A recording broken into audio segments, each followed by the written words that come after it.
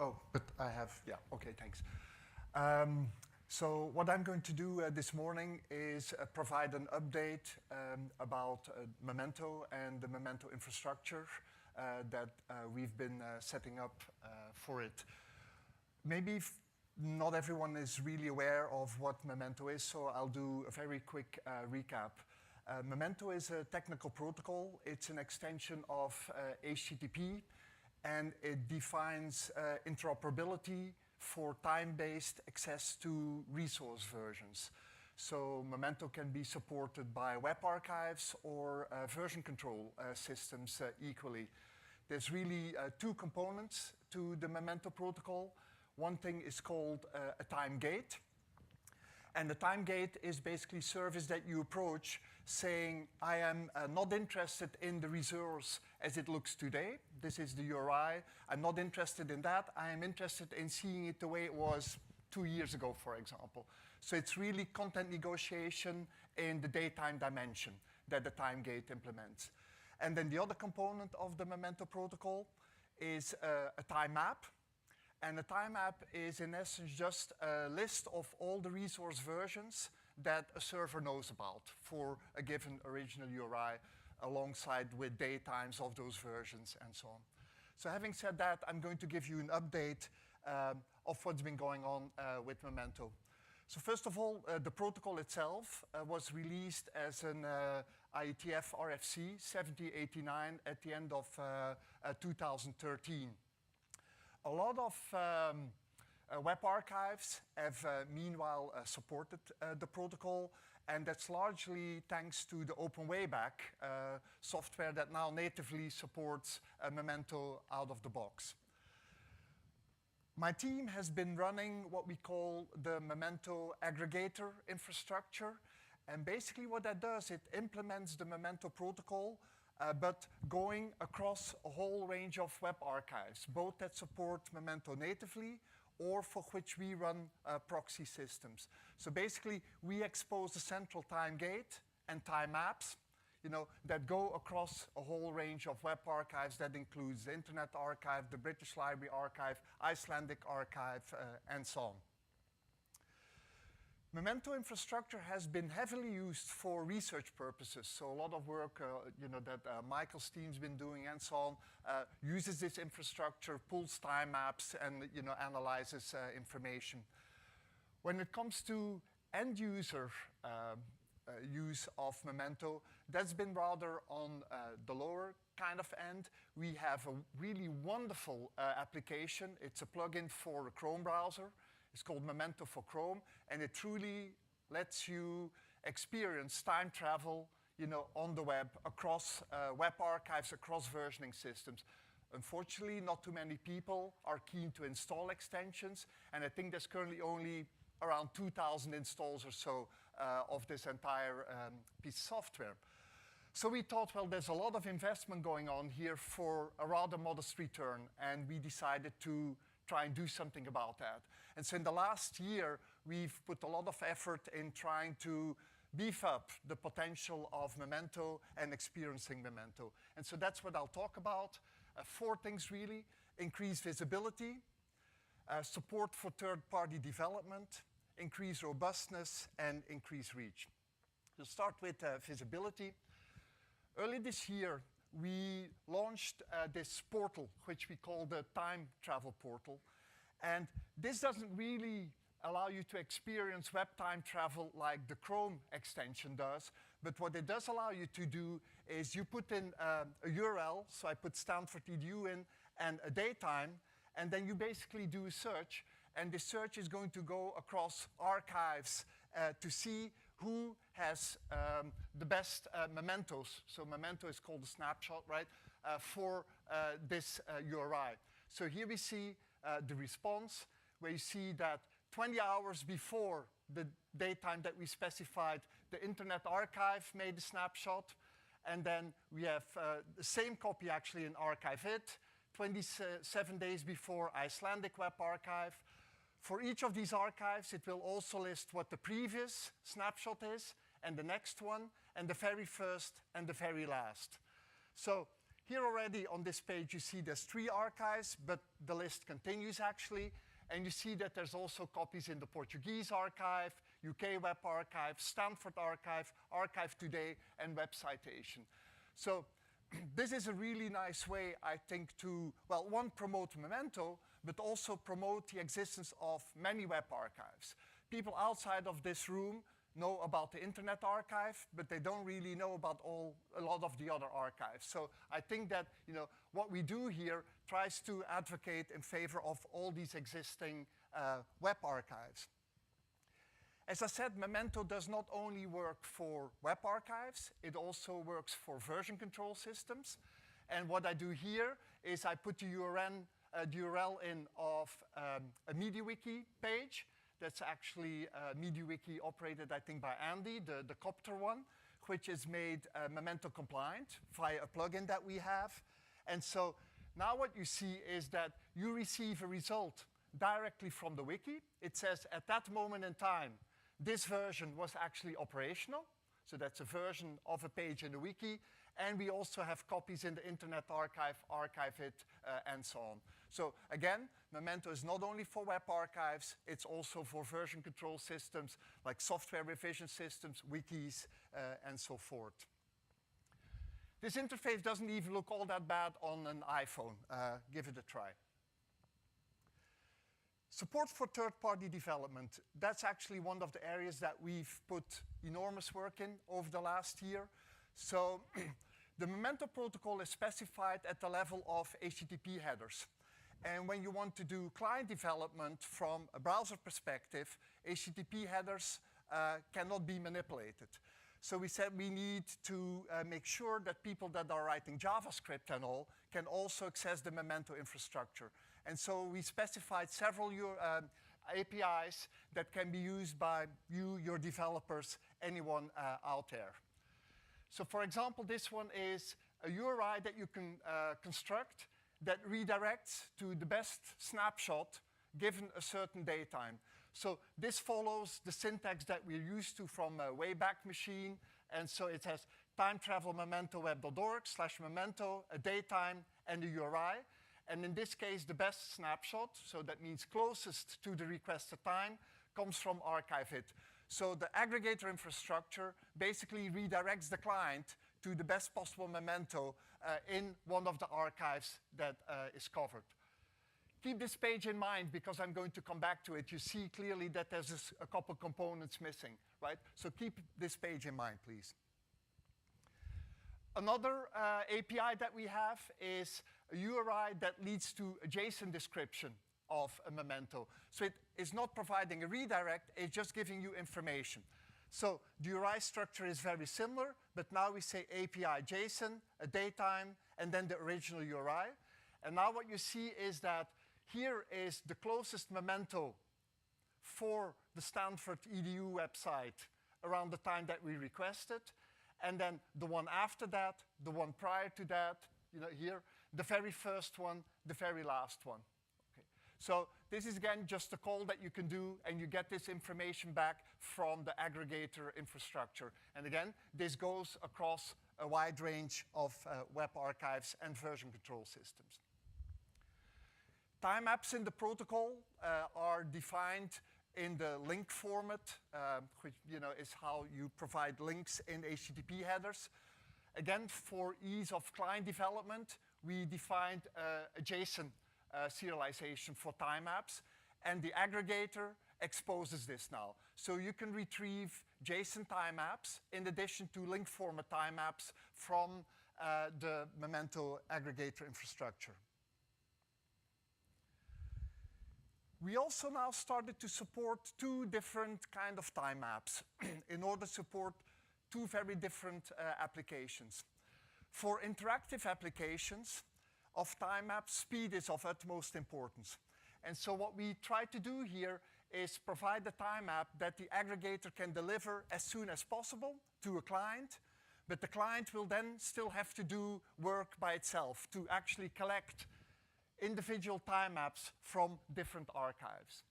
That's opposed to a time map whereby the aggregator infrastructure does everything, and so pulls information from all the archives that are covered by the aggregator and brings it together in one file, which is basically what you see here.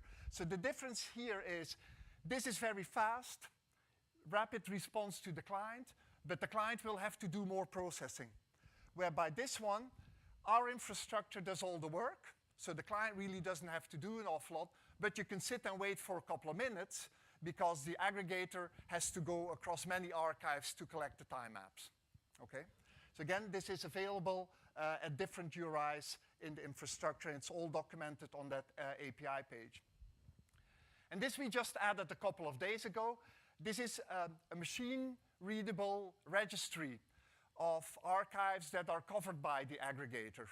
And it also includes a couple of properties of those archives. So it will, here you see the Internet Archive. It will say that where the time gate is for the Internet Archive, where the time maps are. We'll also say, is it natively Memento compatible? Yes. Is it public? Yes. Do they rewrite URIs? Yes. Things like that. So this is now also accessible for developers. It was something that we already used internally in our infrastructure, but we just put it out there. It's not documented yet what all of these things mean, but a lot of it is kind of intuitive. There's already two applications of those APIs, which I want to discuss briefly. The first one is related to the Hyperlink project. Maybe some of you have heard about it. Hyperlink is all about a reference rot in scholarly communication. So it's about links that you find in journal articles that lead not to journal articles, but to web at large resources, we call it. And we are investigating problems directly related to what Andy was talking about yesterday, link rot and content drift for these things. So one of the things that we're trying to do is make those kind of links more robust and enable people to revisit them years after the citing article was published. And we do this by means of decoration of pages. So remember, Memento can take an original URL and a datetime, and that combination will lead to a snapshot of around that datetime. So what we propose here is just to provide, and this is for scholarly publication, the publication date of the paper in a machine-readable way. So once you have this date, and you have down there a URL that is referenced, that could be used in conjunction with the Memento protocol to actually find a snapshot in a web archive, of a reference resource from around the time of publication.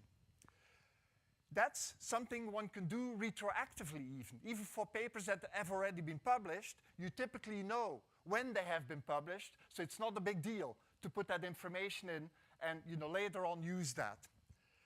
What we propose going forward is for authors to make snapshots of the things they are referencing in papers, and then for these things, these snapshots to be referenced in an appropriate manner. And so what you see here, for example, is Stanford.edu. I reference this on this date, and I'm going to embellish, decorate a link to Stanford.edu with the date of linking. This is using a data attribute. This is legitimate HTML5 extension mechanism, actually. So here we are saying, I looked at Stanford.edu on that moment in time. This is even better. Here the author has created the snapshot, in this case in archive.today, but we're not throwing away the original URL because this archive could very well die. So we hold on to the original URL, we put it here, and we also put the date of linking in there. Now it's very cool with this API that I showed you earlier that we exposed. We can now make this information actionable just in JavaScript. So what you see here is a reference list of a paper that Martin Klein and I wrote related to the Hyperlink project. And each of these links here are decorated. So this information that you saw here is available in this page for all of these links. And these are now becoming actionable. So let's take this one here. I pop this down, and now I can follow this link subject to the page date, the link date, and directly into the archive. this is what we call robust links. Even years after the publication of this, you should be able to revisit these things, okay?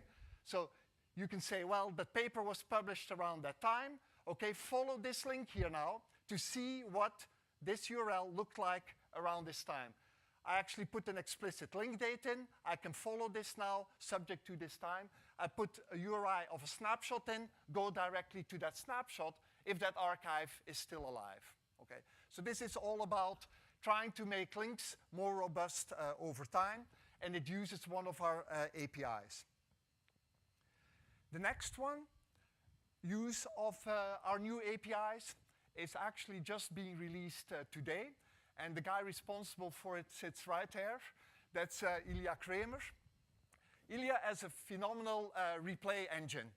And basically, if you go to this URL today, you don't see time travel and I'm feeling nostalgic anymore. You see find and reconstruct.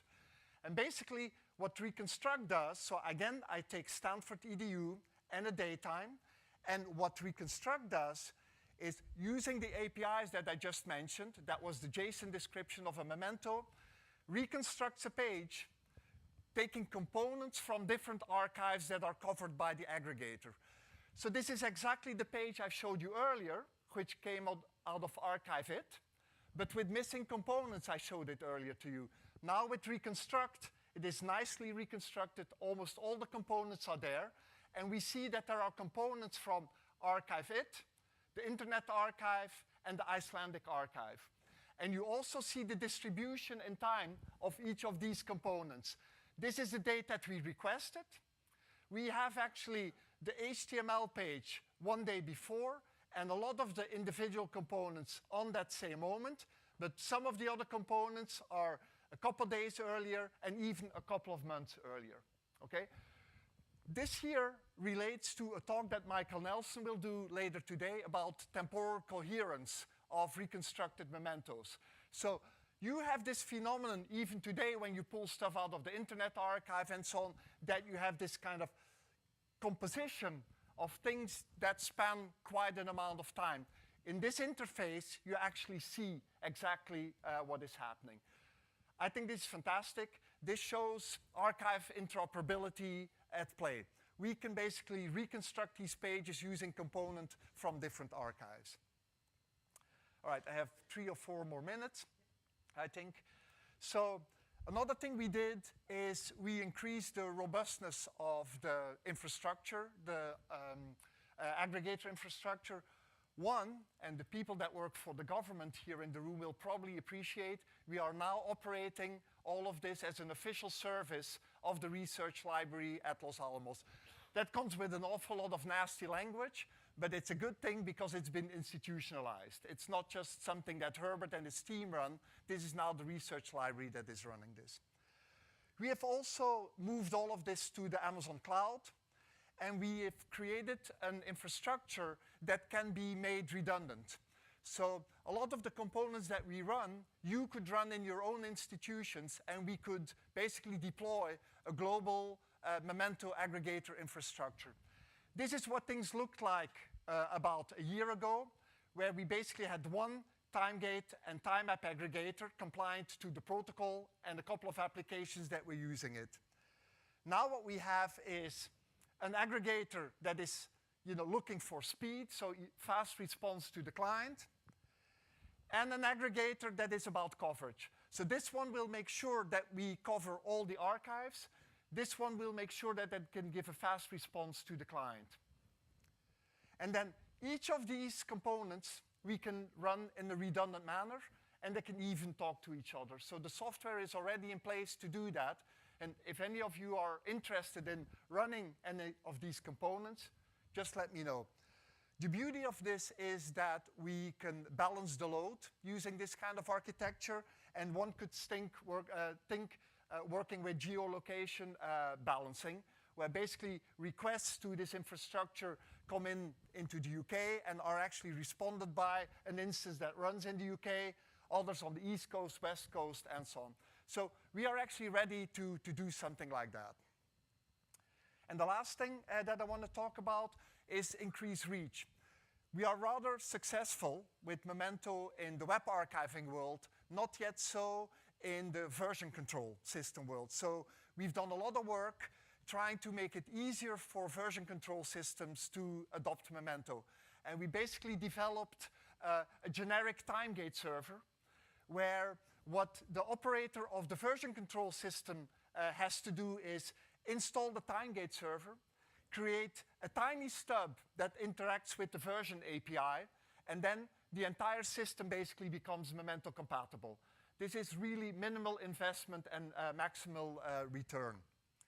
In addition to that, and this is Michael's team that developed extensions for MediaWiki systems. So if you have a MediaWiki, please install this Memento extension, and it will behave like a fully compliant Memento environment.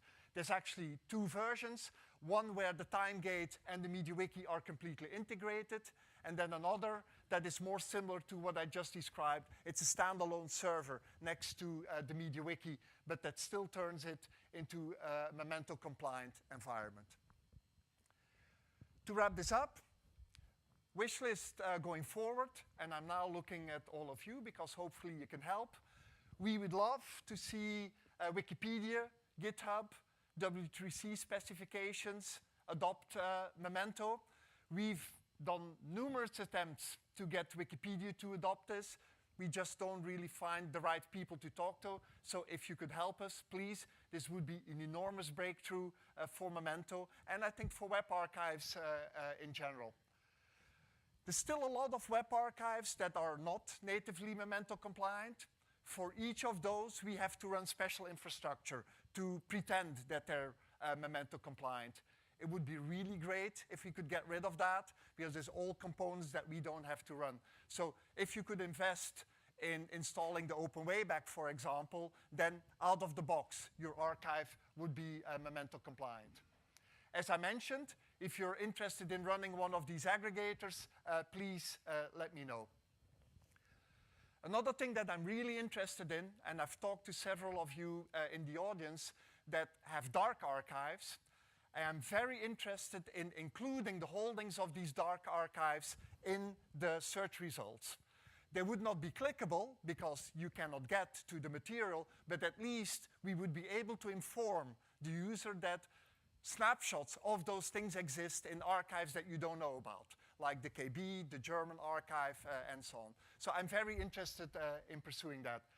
Native browser support, that's of course the holy grail. We'll see, maybe we'll get there one day. To conclude, what I would really appreciate also is if you have a web archive, you have pages directed to your end users, please advertise our time travel service. That would be really great. Thank you very much.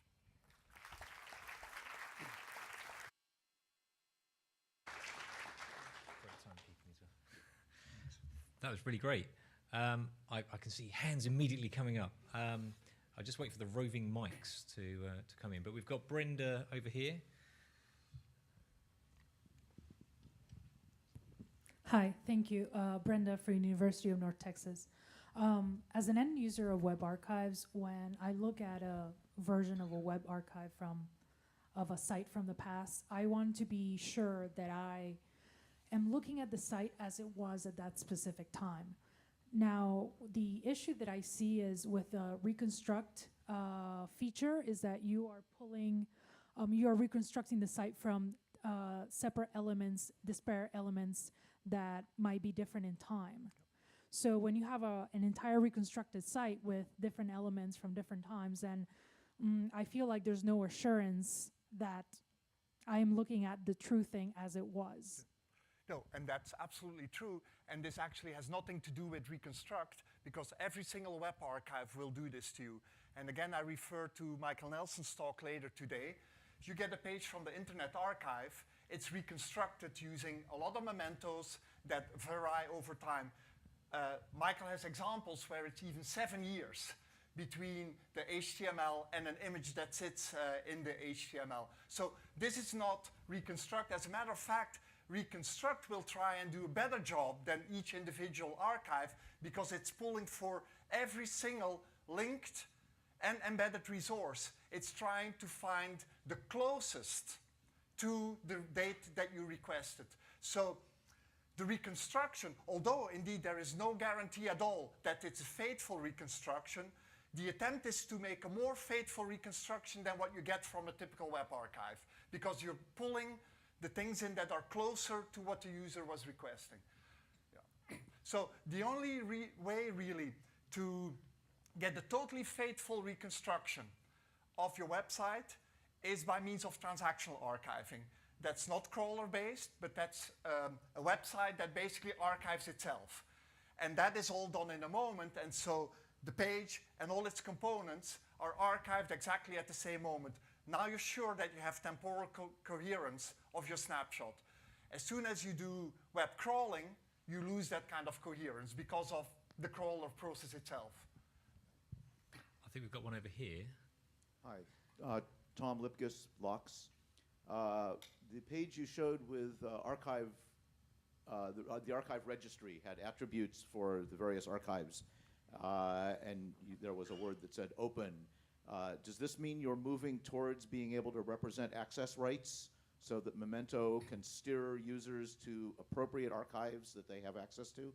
Yep. So, well, that I don't know necessarily, but in the Memento protocol, there is a notion of an attribute that you can attach to Memento which expresses licenses. That was written into the protocol. So every Memento can basically say under which kind of license it is available. So Andy and I were talking about that yesterday. For dark archives, one could use that attribute to say, well, you can only visit it, see this Memento within the British Library. I am able to inform you about its existence, but I cannot show it to you. So this is something that is built into the Memento protocol that we could leverage. That's at the level of a single Memento. The attributes that you saw there are more at the level of an entire archive, where we say, well, it's a public archive, and in other cases we would say, well, this is a dark archive. This would be a hint for us to know that when we display the stuff, that we don't put a link where people can click through because, well, they can't. They would get a 504, 404 or something message. Yeah. Any more? One more, I think, if we have time. Hello? Oh. Okay. It's probably a comment in that related to what Brenda said, Herbert, I think.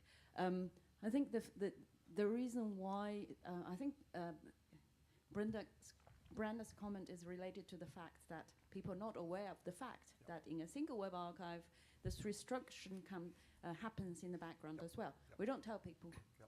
Yeah.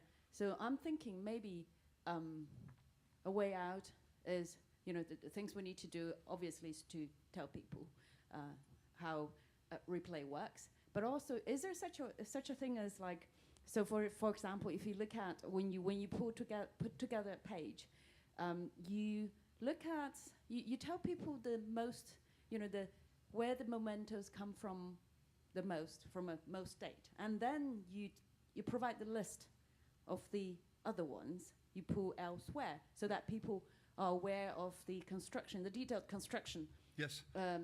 Which took place. That might be helpful. So that's exactly what happens here, right? So when you look at this, you see here in this bar chart the different archives that the mementos come from, and it's proportional, right? So most of them come out of Archive.it in this case, and then a few come out of Internet Archive and the Icelandic. And here is the temporal distribution. So what I really like about that is, coming back to your comment, that here at least we are informing people that they're seeing a best effort reconstruction of a page and not necessarily something that has really existed. I think it might be really helpful to show the page without these so that people can see the difference. And another thing is maybe you could, can you see those more details on the resources you pulled from elsewhere? Well, so if you hover over here, or I think you click, right? Oh, you can click. Oh, you okay, can see which URI that is and so on. We were talking about that with Michael also yesterday, or Martin, I thought. Could we maybe put the color around here to indicate which archive it comes from? But that's going to become a bit over the top, and then you're really messing with the page itself, I think. Yeah. But yeah, there's room for probably improvement on how we visualize all of this. Yeah, I think it could be like, from our point of view, like a single archive. What we could do is like our copy, and a copy with supplemented, mementos from elsewhere. I think to make that clear. Yeah, like a toggle or something. Yeah, Yep. that would be good. Yep, yep. Thanks very much. That was, put your hands together for Herbert. That was a really great talk. Thanks.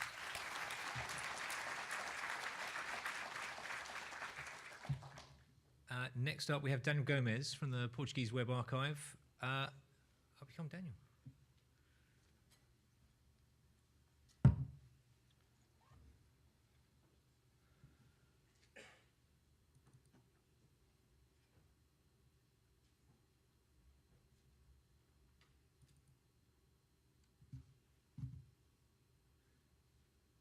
Okay, so what's happening here?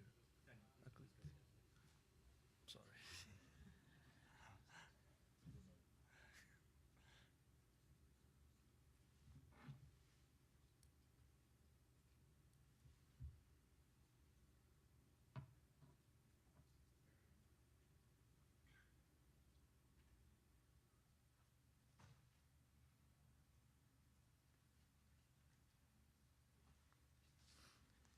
No conference would be right without a minor technical hitch. So this is ours.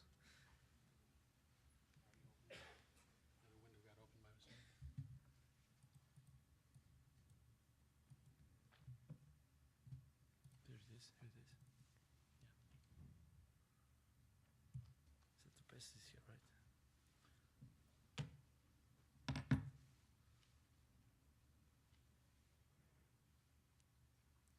Okay, so hi everyone. So I'm going to talk about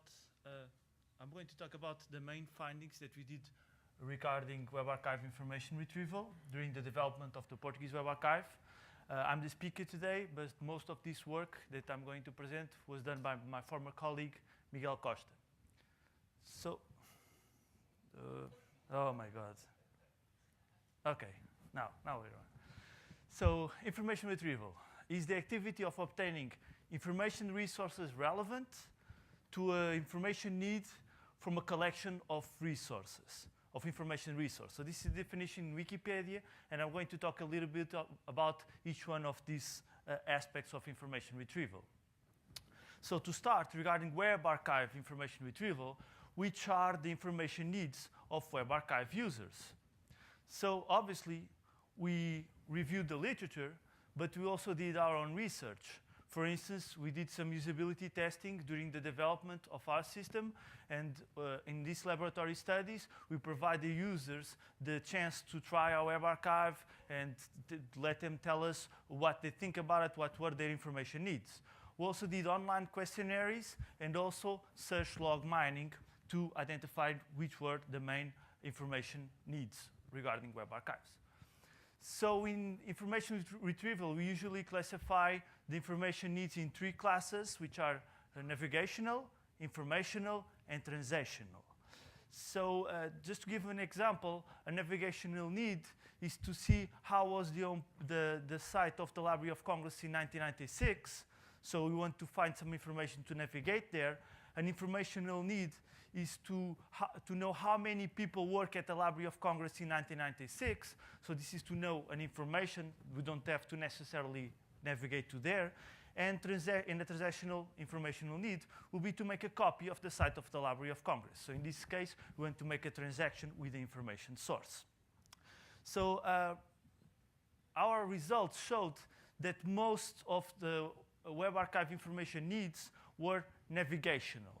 So this may look a little weird, this percentage here, but okay. But this percentage is, it depends on the collecting method that you applied. So not all of them have statistical relevance, but we can clearly see that most information needs are navigational.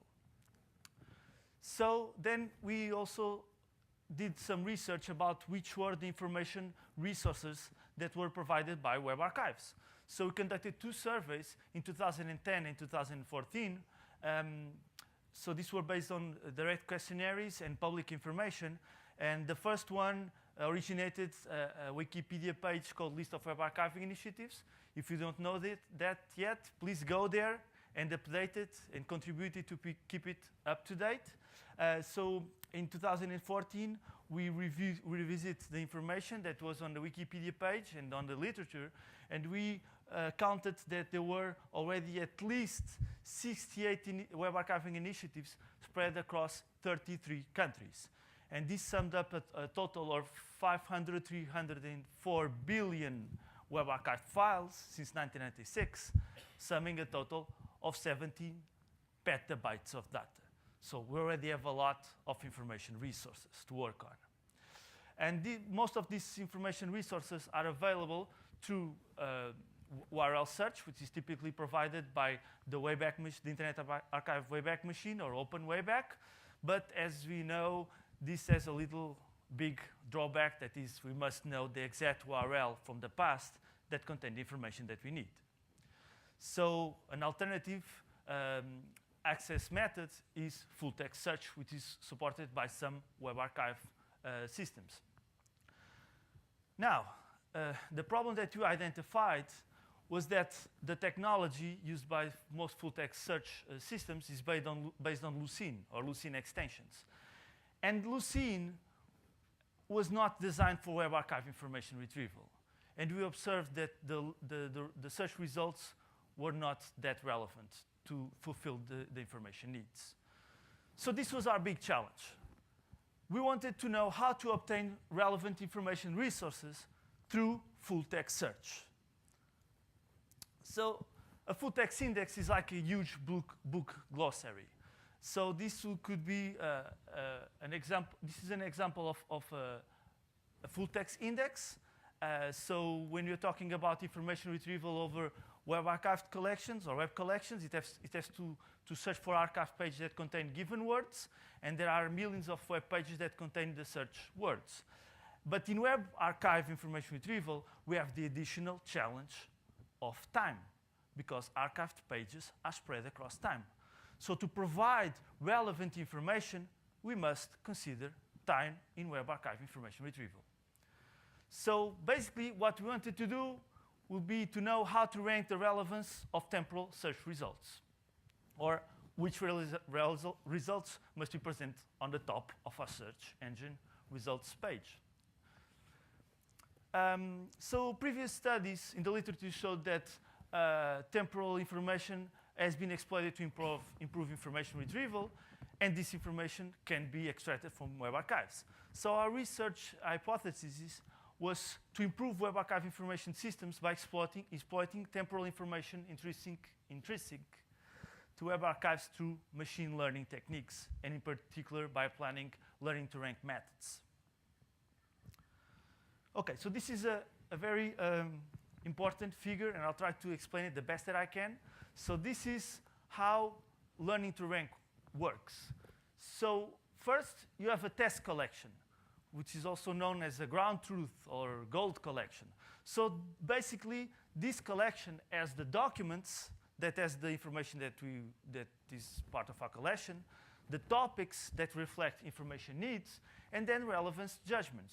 So basically, the relevance judgments say which are the documents that are relevant to each topic, to each information need. And then we have ranking features. So we can try to rank the results by applying different functions. So we must keep in mind that computers are stupid. So computers, they just understand functions and mathematic functions that we give them. So they must have some math to understand what relevant means to a human. So there are several heuristics, several ranking features, such as, for instance, the frequency of a query term on the text of document D. This could provide, like if you issue a query and there's a document that has this query term many times on this text, probably is more relevant than another one that has a lower frequency of the query term.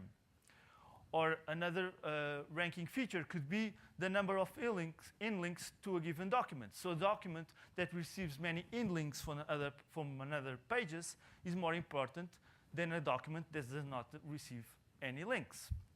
So we pick up this test collection and the ranking features, and we give it to learning to rank algorithms. So basically, the learning to rank the machine tries to learn which are the best results to originate the best ranking model. So the ranking model is basically how we combine different ranking features to provide the best results. So here you can have an example in which we provided the learning to rank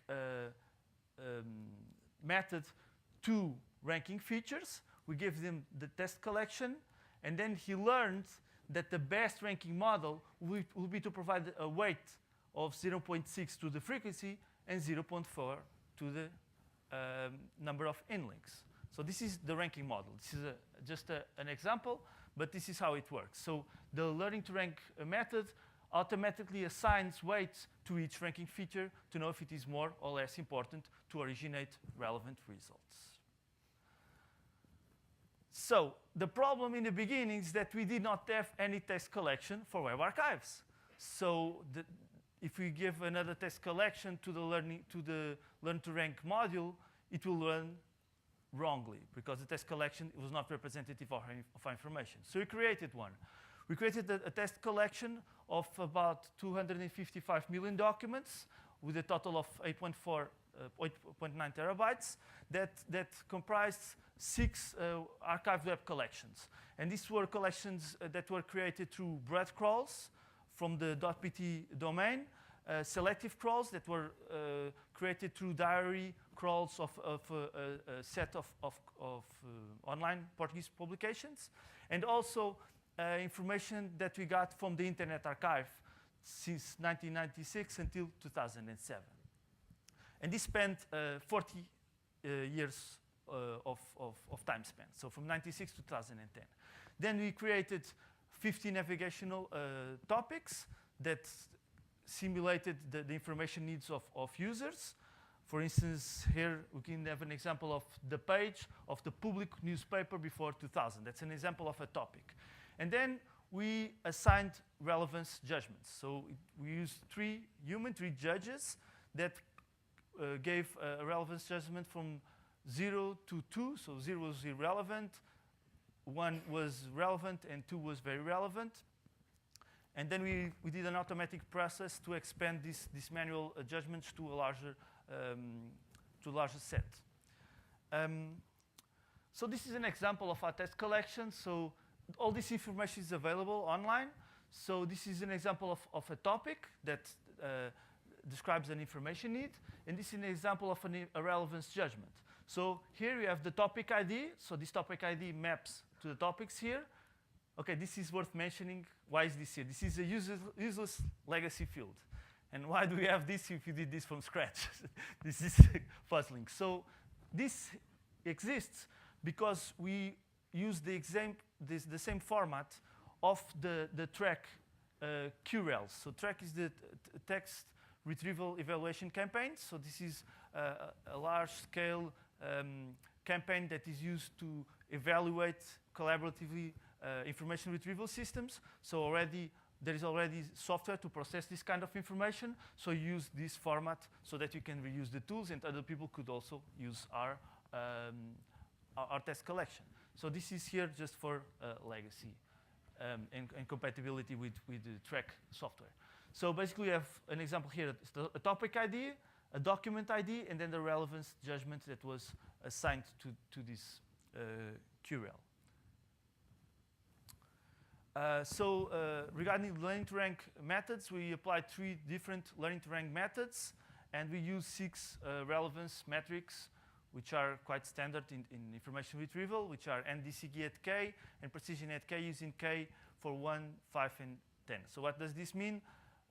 Picking up the example of precision at K, when K is 1, it means how many, if you have a relevant result with how many relevant results you have for the first result.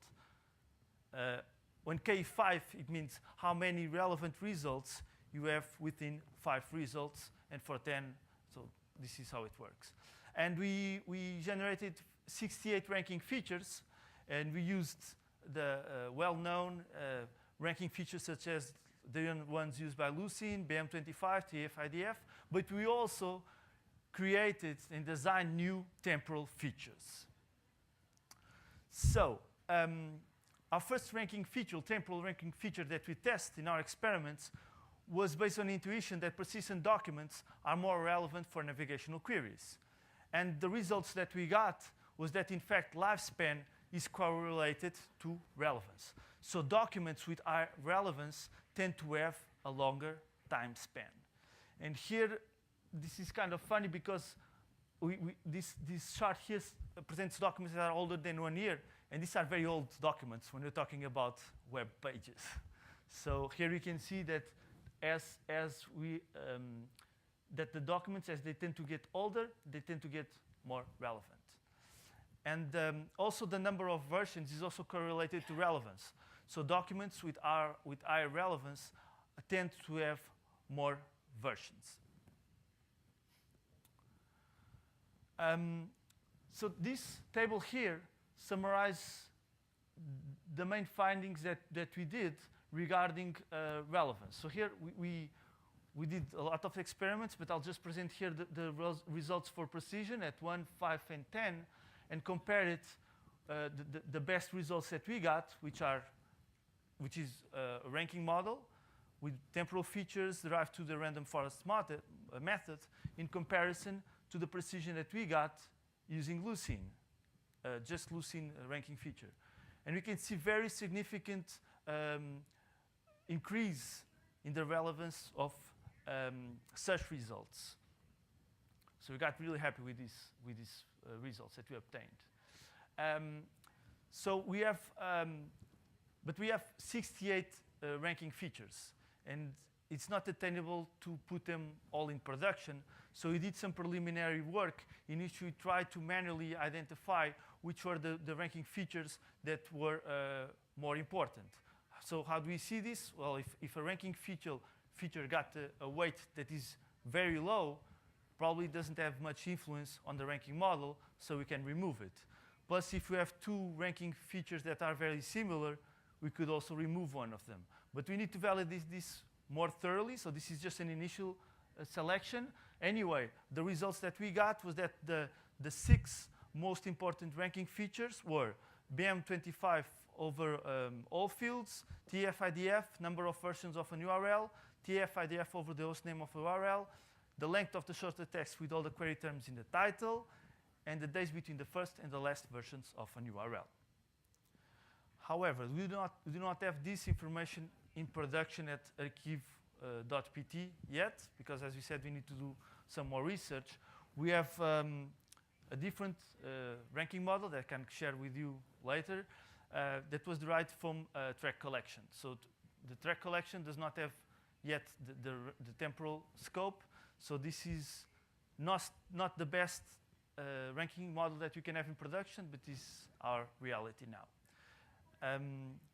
Anyway, the ranking model that we have basically analyzes the URL, the information on the URL, the title, the text body, and the anchor text of the incoming links. And another thing that we tried to experiment and research was to know if several ranking models learned for specific periods of time are more effective than a single ranking model for all the collection across time. So why should you have several ranking models? Well, basically because the web evolves across time. So technology changes, language changes, web graph structures changes. So if you apply a ranking model that works very well in 2015, probably it won't work so good in 1996. So plus in scientific literature, it was also shown that using a single model that fits all data may not be a good idea. So we tried we did several experiments to get several ranking models and compare these results with a single ranking model. And we got here the gains were not that significant, but the best result that we got was through 4 ranking models for 14 years. We got an increase 3.3% in comparison to having just one ranking model for the 14 years. Okay, this is a very humble gain, but we believe that if we have a longer time span, this will get more important and we'll have larger gains. But we only have a 14 years time span, so we cannot test this more thoroughly, but in the future maybe we can repeat the experiment and see how it goes. So to finish, regarding web archives and web archive users and web archive information needs, we observed that they first have navigational needs and then informational needs. And they search as if they were in web archives, and they prefer full text search and oops, okay. So, and the web archive information retrieval system, they must be optimized for web archive users, and some needs are not fulfilled by current information retrieval technology. So we try to improve this kind of technology, and we concluded that relevant documents tend to have a longer lifespan and more versions, and the ranking models can be, we can derive good ranking models by applying learning to rank techniques. So as future hard work, we need to do the feature selection to get our best results in our best ranking model in production. So besides precision, when you have a running service, you're going to have to take into account several other things. How much time do the ranking features take to be computed? How do they impact the response speed? So this is a lot of work that we still have to do before we get all excited and just put a new ranking model in production. This could have a really bad result. Well, I didn't talk about that, but one thing that we must always provide to users is speed. Speed. They need speed all the time. They will have things in Google. They want things in Google time. Even if the precision is not the best, they'll reformulate their query and they'll get more happy than having a very accurate or precise result after 5 minutes. And you will need to have test collections to generate them for informational needs. And like who was the president of the United States in 2007? This is something that we didn't test because we don't have a test collection for this, and we do not have the resources to create it. Maybe all of us could do it, but just us, we cannot at this time. And the must-have from users that we identified since day one is image search. So they really, really want image search from web archives. So basically, we need your collaboration. So I'm here until the end of the week. So talk to me, and afterwards, talk to me while I'm here. I'm through? Yeah. Okay, just one last one. Sorry. No, did I end my time or did I? Okay, so all our stuff is open source, okay? So all our software, our test collections, data sets, everything is open source. It is available at Google Code PWA Technologies, but as most of you know, Google Code will shut down, and we're migrating to the new name will be Full Pass of the project. And we have several publications about this in case you need to know more. I'd just like to emphasize the last one, which is the PhD thesis of my colleague, Information Search in Web Archives, which I really suggest you to take a look at it because I think you're going to get some really interesting insights.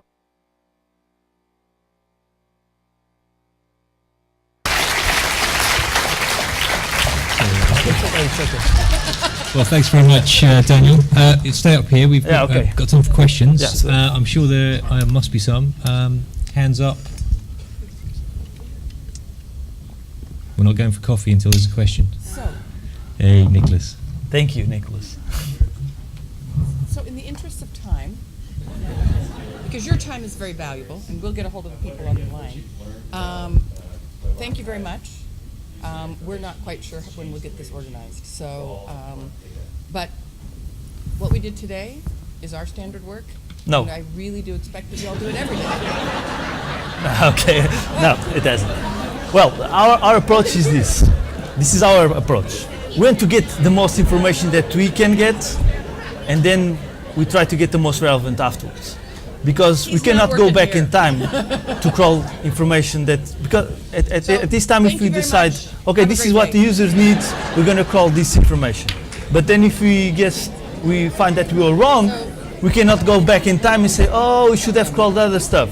So basically, we try to get everything, and then we try to work on getting the best results afterwards. And if you get garbage, in a matter of saying, we can delete it, but you cannot go back in time. Actually, Tim, can you tell us if Did this answer your question? Okay, thank you. I quite like no. I thought that was brilliantly succinct. Any more questions? actually called the meeting due to By the way, if any future speakers have got any jokes they're not sure about, there seems to be some canned laughter we can supply. Good test bin. We got time for another question before lunch, for a break. Hey, here we go. Okay, well, that was fun. Thank you. No, it wasn't. No, it was good. It was fun. Everybody went into the rounds. That's the most important thing. Yeah.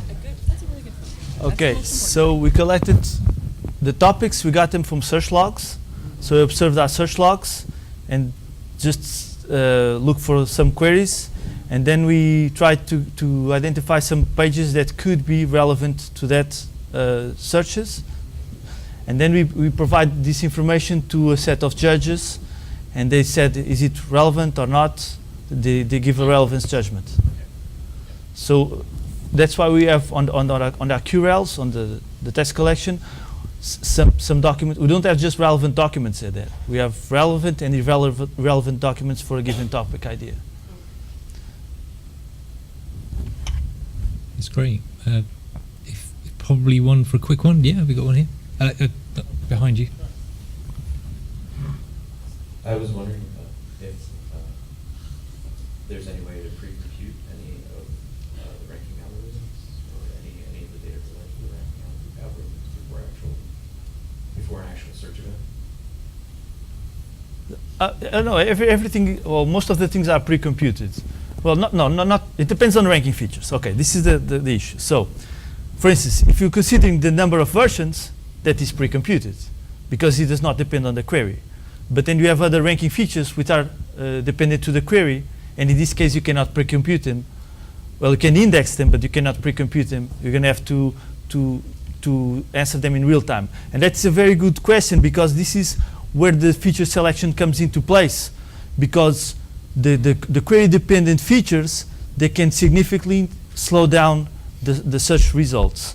So every time you have a query-dependent feature, you're going to have to be really careful and to see if it does not damage the response speed of your system.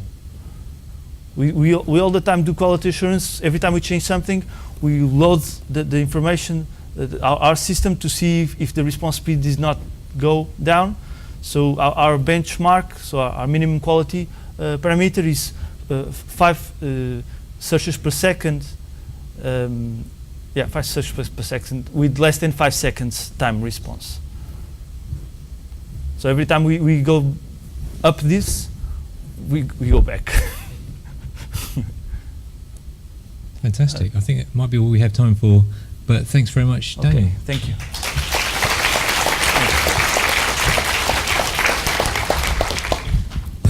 Okay, well, we've got a break now, so you can caffeinate and water and have some comfort. However, as you may have seen from the schedule, that we're going to be splitting into 2 rooms, and if we've planned this schedule, you're all going to have a torn over which track to do, hopefully. But one thing we've been requested to do, because we're going to have to put a wall down here, if all of you could leave initially for the break, whilst